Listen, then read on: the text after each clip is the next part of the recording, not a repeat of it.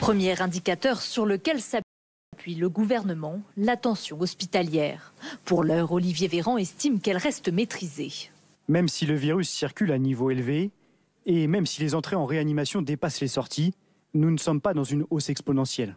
Un constat nuancé par certains médecins. Il faut savoir qu'en face, on a une augmentation du taux d'hospitalisation, que ce matin, j'ai 14 patients positifs au Covid dans mon service, alors qu'il y en avait 9 la semaine dernière, que le nombre de décès augmente, que tous les voyants sont au rouge. Autre indicateur, le nombre de nouveaux cas actuellement stable, précise le gouvernement, constat partagé par certains spécialistes. Aujourd'hui, l'épidémie, elle progresse de 1%, 1,3% par jour dans les 7 derniers jours. Donc vous voyez qu'on n'est pas dans un état catastrophique, dans une épidémie totalement incontrôlée.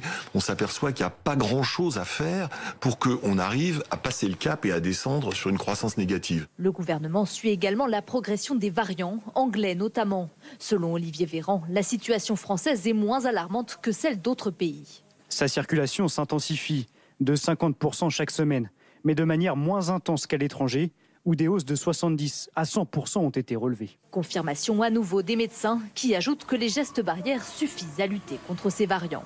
Nous, on a quand même pris des mesures qui sont efficaces. Alors bien sûr, il faut les renforcer parce que ces variants sont plus transmissibles que le virus dit classique.